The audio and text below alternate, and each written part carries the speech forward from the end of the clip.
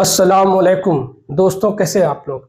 आज का जो मुद्दा है वो हम मुसलमानों के आने वाला जो फेस्टिवल है ईद उल अज़हा, जिसे बकरीद भी कहते हैं, रहा हूँ। और ये वीडियो खास तौर से मुसलमानों के लिए है।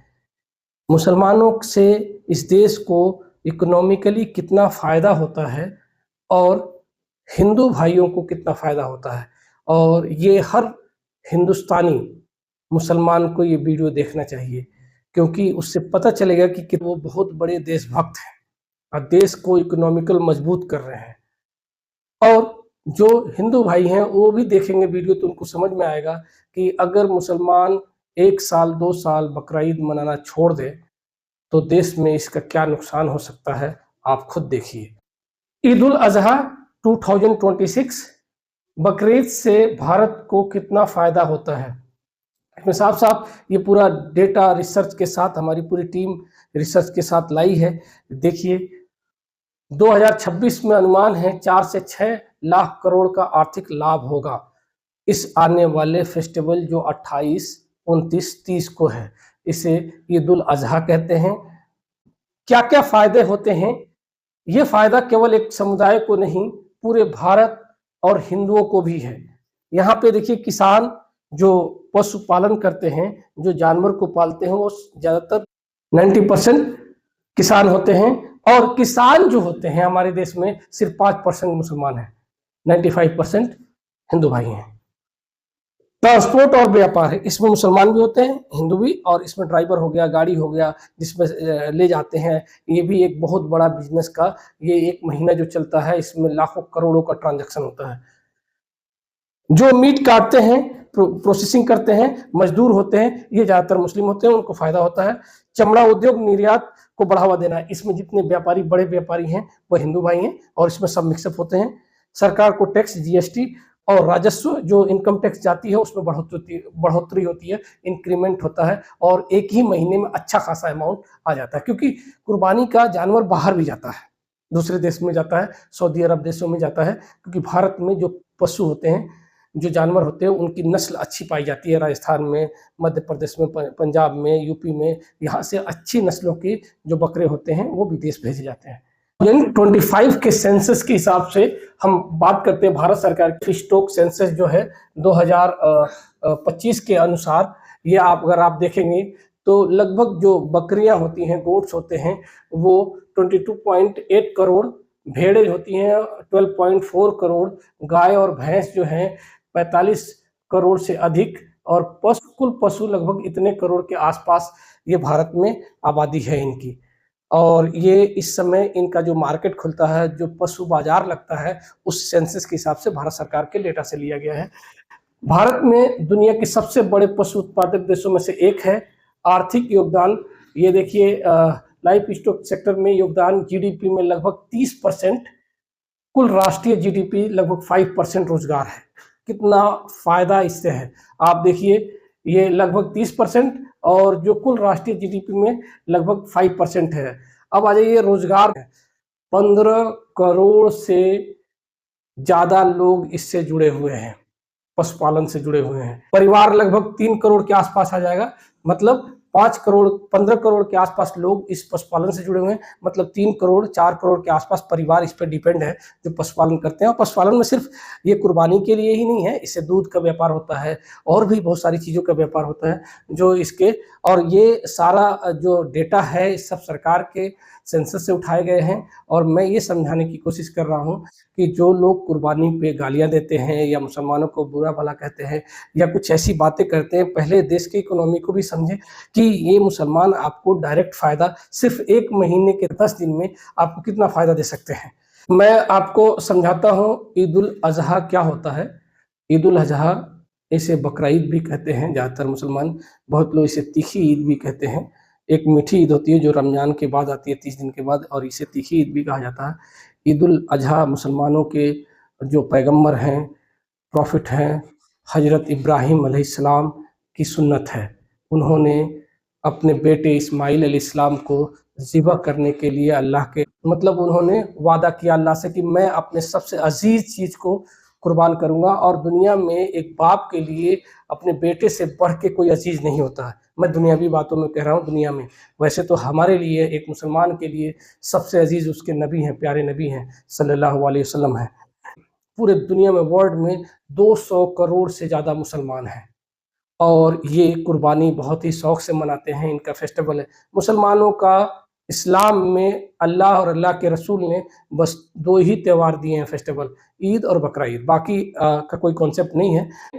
जो कुर्बानी के मांस को 3 हिस्सों में बाँटा जाता है और ये एक सोशल तरीका है। और मैं बार-बार कहता हूँ, इस्लाम को जो हमारे मौलवी और मौलाना जो हैं, वो सिर्फ़ और सिर्फ़ इबादत और मस्जिद तक फ़िक्स कर रखे हैं कि ऐ मुसलमानों, ये बात जान जाओ कि ये दीन जो अल्लाह का है, इसके आखिरी नबी हमारे प्यारे नबी हैं, आखिरी पैगंबर हमारे प्यारे नबी हैं, मुहम्मदुर रसूलुल्लाह सल्लल्लाहु अलैहि वसल्लम।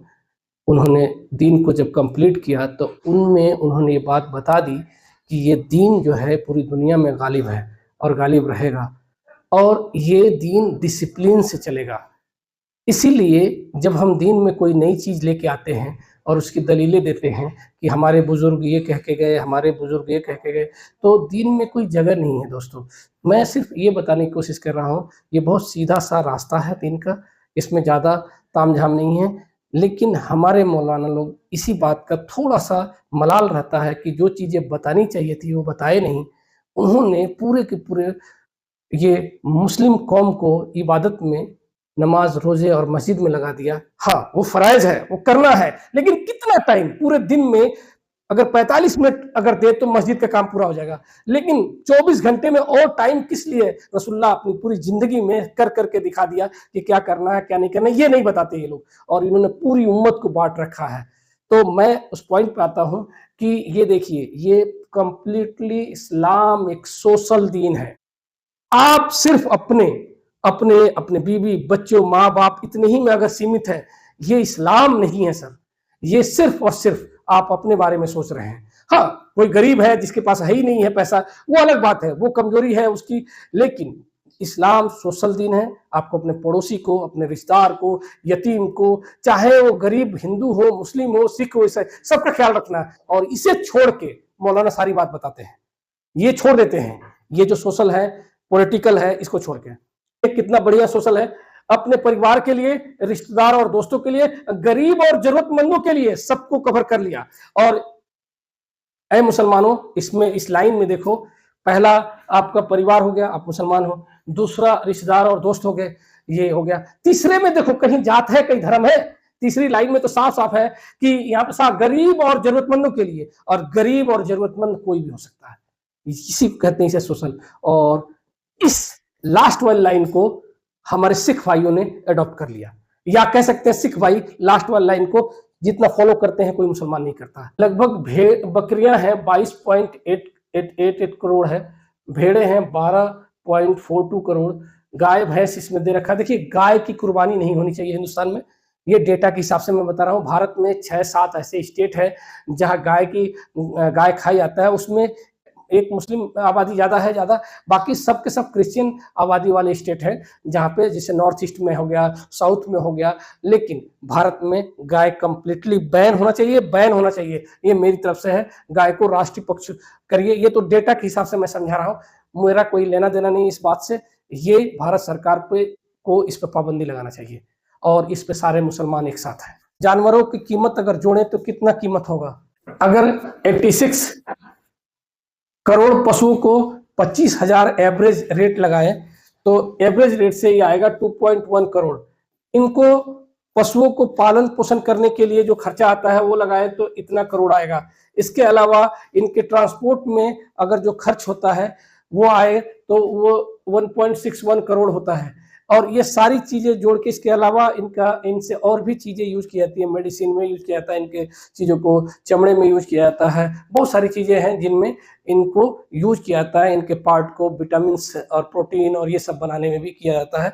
तो अगर ऐसे जोड़ा जाए तो उसके और सब मिला जुला के इसमें हमारा लगभग जो पहुंचता है वो ट्रांसपोर्ट और ये सारी चीजें लेके 4 से 6 लाख करोड़ रुपए का ये बजट है टोटल। और ये हिंदू और मुसलमान सबको डायरेक्ट फायदा होता है। अब आते हैं कि इसमें कि हिंदू भाइयों को कितना फायदा होता है।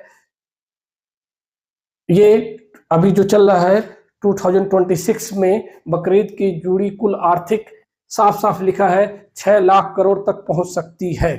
मतलब 6 लाख करोड़, आप समझ सकते हैं कितना अमाउंट होता है।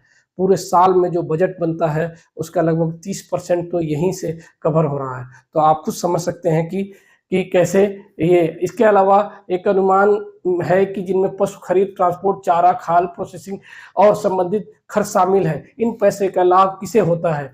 तो यहाँ पे इन सारे पैसों का, खाने को छोड़ दिया जाए तो बाकी सारा, पशु को पालन करना, पशु को चारा खिलाना, उनके चारे के लिए, ट्रांसपोर्ट के लिए ले जाना मार्केट में, सारी चीजें अगर देखा जाए तो किनको फायदा होता है? तो हिंदू किसान और पशु पालक को होता है। भारत के कई राज्य हैं जहाँ पे बहुत बड़ी मात्रा में इनका पालन पोषण होता है। इसमें है राजस्थान, उत्तर प्रदेश, मध्य प्रदेश, बिहार, महाराष्ट्र और साउथ के भी बहुत सारे स्टेट्स हैं, जिसमें आपका तेलंगाना हो गया, आंध्रा हो गया, तमिलनाडु हो गया, केरला हो गया। यहाँ पे पशुपालन बहुत ज़्यादा मात्रा में की जाती है, जानवरों को पाला जाता है, क्योंकि इनका खपत यहाँ पर भी ज़्यादा है, ऐसे आम दिनों में है। मैं सिर्फ ये डेटा बकरीद के लिए बता रहा हूँ। और इसमें देखिए, जो बकरीद के समय मांग बढ़ने में पशुओं के अच्छे दाम मिलते हैं। चारा उद्योग देखिए, भूसा, दाना, मिनरल सप्लीमेंट है, पशु दवाइयाँ, इनकी सब मांग बढ़ती है। Transport, tractor, truck, pickup, driver, diesel, ये देखिए कितने सारे रोजगार इसमें हो रहे हैं।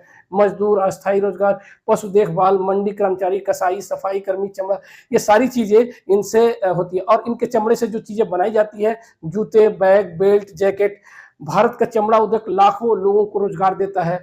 इसके अलावा पैकेजिंग और कोल्ड स्टोरेज, सरकार की जो भी राजस्व विभाग है उसमें जीएसटी, ईंधन, मंडी शुल्क, आयकर, ये देखिए, ये 4 चीजें भारत सरकार को इससे फायदे होते हैं। और मंडी व्यापार, सभी समुदाय शामिल होते हैं। चमड़ा उद्योग में लाखों लोग काम करते हैं।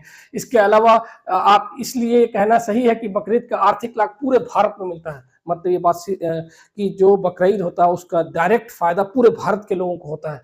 और आज जो देश का माहौल है, नफरत वाला माहौल है, जिसमें मुसलमानों को जगह जगह पकड़ के मारा जा रहा है, किसी नाम से लेके उनको जिहादी, ये वो तमाम गालियां दी जा रही है, लेकिन जो दे रहे हैं वो भारत को किसी तरीके का फायदा नहीं पहुंचाते हैं।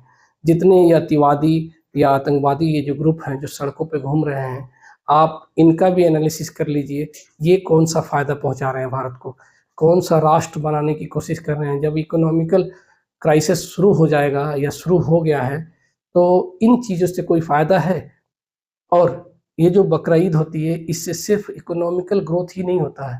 मैं आपको एक डेटा बताने जा रहा हूँ जिसमें भारत में माल न्यूट्रिशन, जो हमारे वहाँ खाने की कमी से बीमारियाँ हो जाती हैं, उसके बारे में डेटा आपको बता रहा हूँ कि हमारे देश में 30 से 35% लोग, यहाँ पे देखिए ये साफ-साफ दे रखा है कि 2006 में इसका आर्थिक, यहाँ पे इन भारत में कुपोषण जो है 2024 और 25 का देख लिया जाए तो 5 साल से कम उम्र के बच्चों में 35% कुपोषण के शिकार हैं। कुपोषण का मतलब होता है माल न्यूट्रिशन।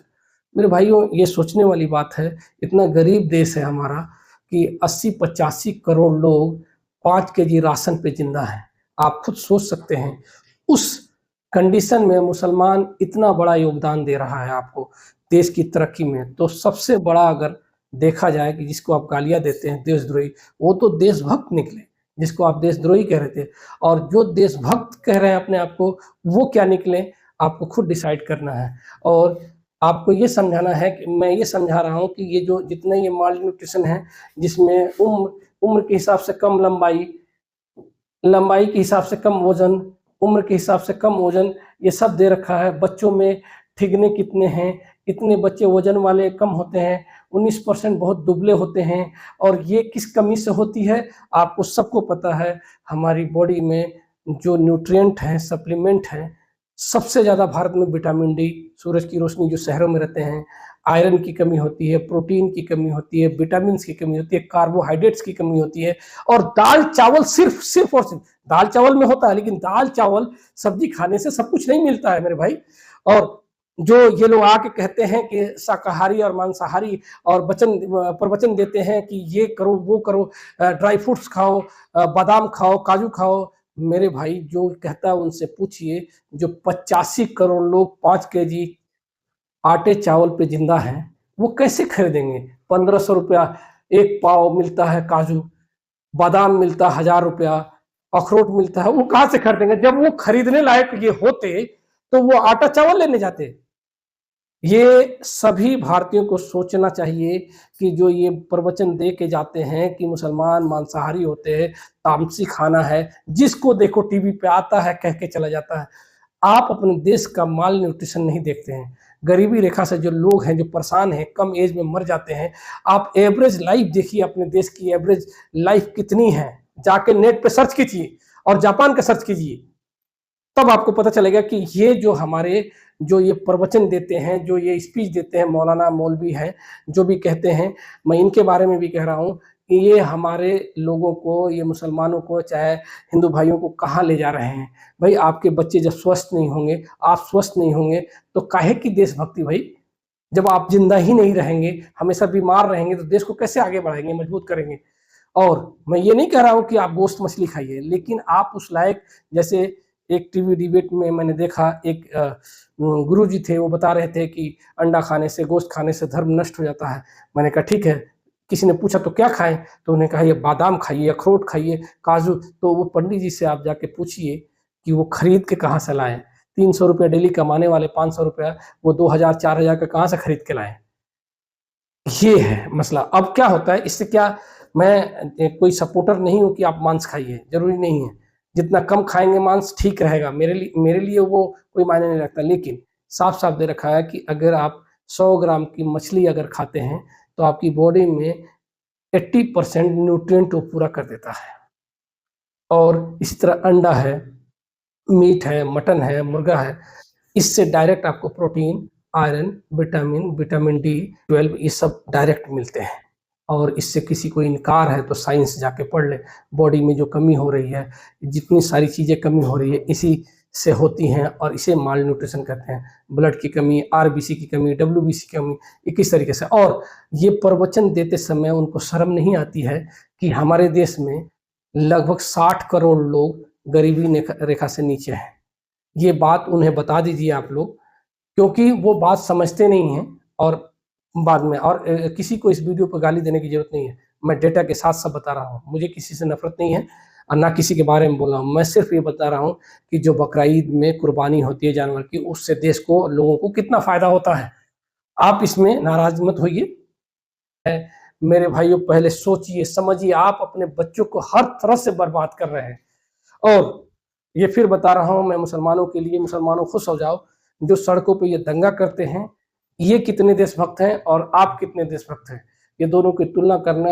आप अपना जवाब डिस्क्रिप्शन बॉक्स में जरूर देना, इस पर सहमत अपना मत भी देना कि क्या सही है क्या गलत है। मेरा वीडियो का सिर्फ मकसद है कि जो बकरा ईद में कुर्बानी होती है, उस कुर्बानी से देश को कितना फ़ायदा होता है, लोगों को कितना फ़ायदा होता है।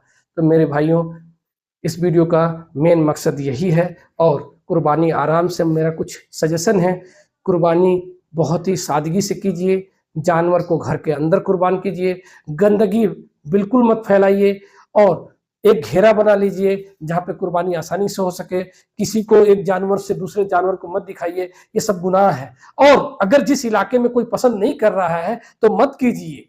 और पूरे हिंदुस्तान में गाय बंद होना चाहिए, गाय की कुर्बानी बिल्कुल नहीं होनी चाहिए। मेरी तरफ से मैं प्रोटेस्ट और ये हैशटैग चलाऊंगा कि गाय को रोकथाम होनी चाहिए। मुसलमानों से मैं आग्रह करता हूं कि बहुत सोच समझ के खर्चा करें। आने वाली नस्लों को सुधारना, अगर पढ़ाना है, कुर्बानी कोई बहुत जरूरी नहीं है, फराइज है ये। लेकिन अगर आप माली हालत अच्छी नहीं है तो मत कीजिए। कर्जा लेके कुर्बानी नहीं करना है आपको। अपने बच्चों को पढ़ाइए लिखाइए, बहुत जरूरी है। देश की जो हालात है, ये लास्ट में इसलिए बता रहा हूं कि देशभक्ति ठीक है, लेकिन देशभक्ति जब जिंदा रहोगे तभी तो करोगे। इसलिए अपने बच्चों की पढ़ाई पे ध्यान दीजिए और उन्हें पढ़ाइए लिखाइए। और मेरा यही वीडियो था। ऐसे वीडियो के लिए आप लाइक करें, शेयर करें, सब्सक्राइब करें, हमें सपोर्ट करें। इस वीडियो का सिर्फ यही मकसद है कि देश में मजबूती आए ताकि लोग खुशहाल रहें। Thank you for watching. जय हिंद, जय भारत, अल्लाह हाफिज।